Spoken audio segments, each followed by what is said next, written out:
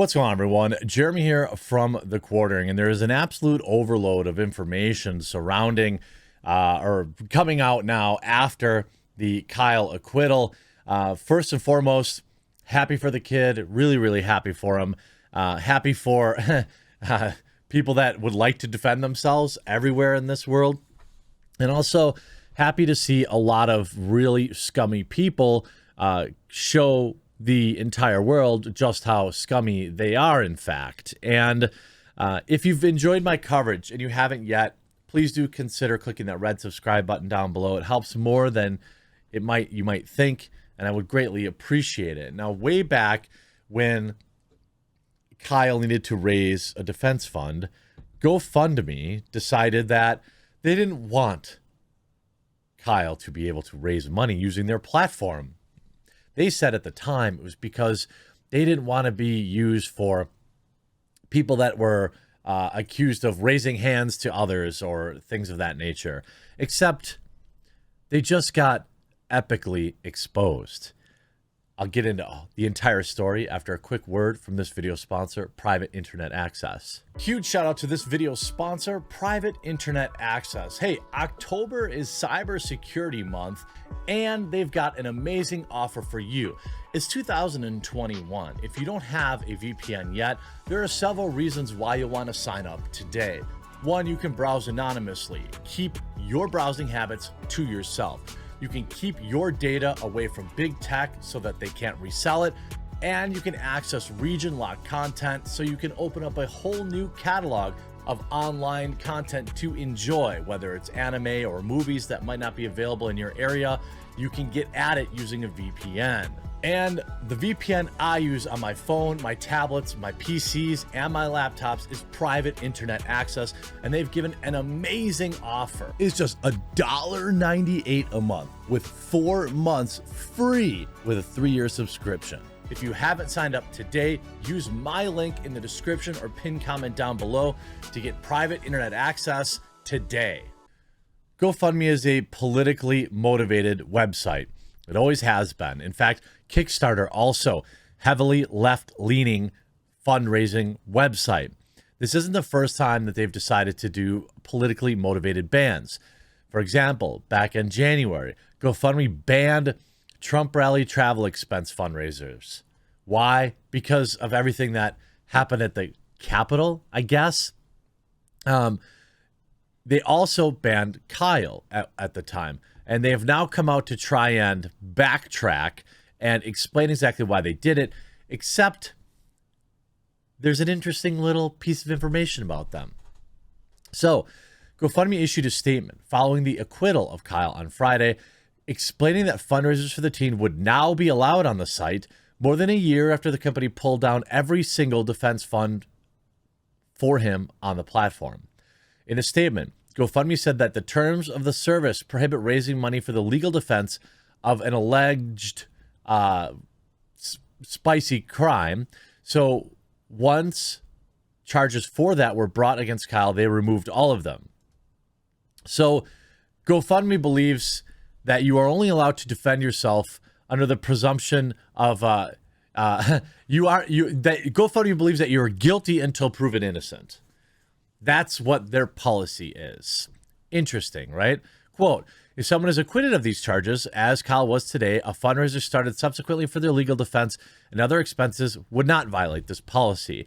The statement went on to say, a fundraiser to pay lawyers, cover legal expenses, or to help with ongoing living expenses for a person acquitted of these charges could remain active as long as we determine it not a violation and any other terms. And the example, the purpose is clearly stated and the correct beneficiary is added to the fundraiser. Oh, what a coincidence. You're going to see in the wake of people potentially raising millions of dollars to help this kid recoup all these costs in his family that probably went bankrupt defending him. Now you want a piece of that pie? Because remember, GoFundMe makes money as a percentage of what you donate.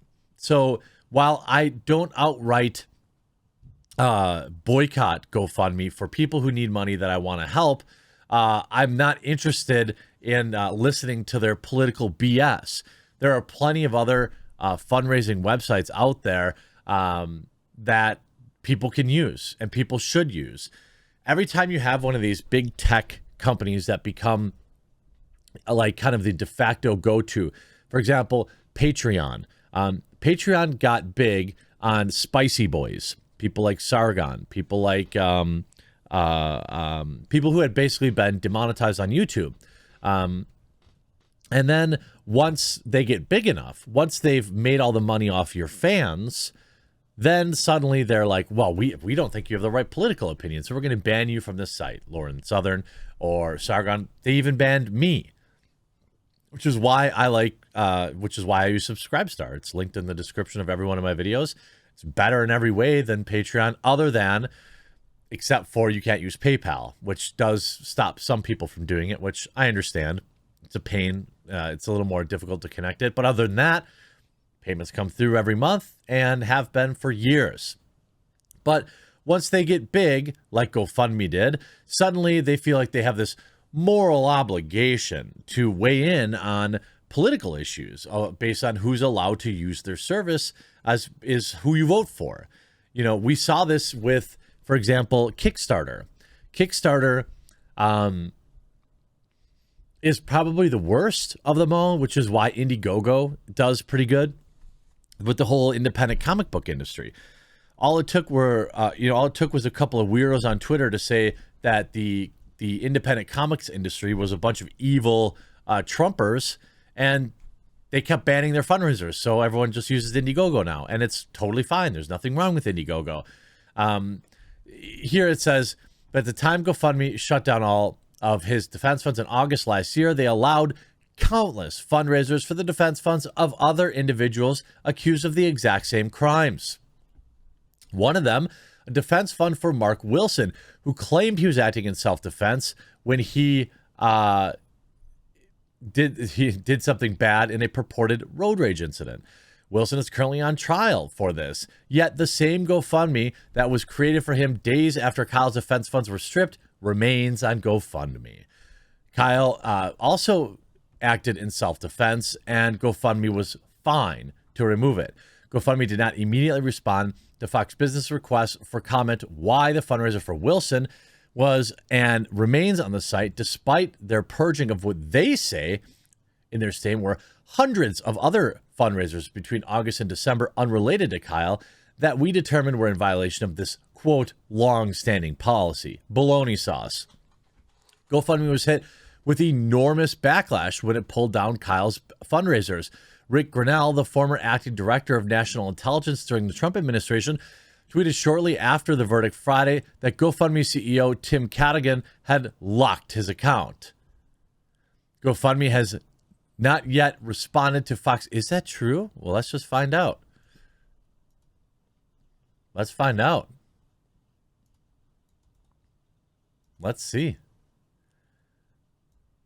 If this is him,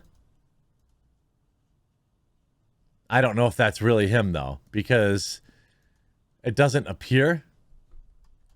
Maybe he already has me blocked. Here we go. Ha!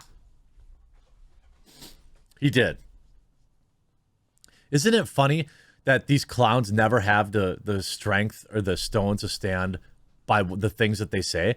Like, you got busted purposely trying to fund Kyle's, but not other people's, you absolute cowards. And then, how about this? Andy No exposing the fact. If this is true, why did you donate $500 to Riot Kitchen last year? The Seattle group that was arrested by federal agents after being observed filling up multiple fuel cans with gasoline and driving into Kenosha. Police say that the group tried escaping in their minivan. GoFundMe themselves donated to this group. Absolutely disgusting. And then, of course, they put this out, 9,000 quote tweets to 5,000 likes. They locked the replies. You see here, our system demands the presumption of innocence. You picked a side, liars. Which is true. You are not the judge and jury. Your policy contradicts the American principle of innocent until proven guilty. 8,000 likes. I will never donate to GoFundMe again, ever. Because you can see GoFundMe for Minnesota protesters, bail fund for justice for protesters, rioters, that is. They're allowed to do that. Cowards, 10 Pinocchios to raise funds for the last few years of these rioters and other criminals on the left. Eric July, they don't even clarify anything. It just says they removed it due to, quote, trust and safety policy, but they don't cite the actual thing from it. F this company. Never use GoFundMe again. Sebastian Gorka.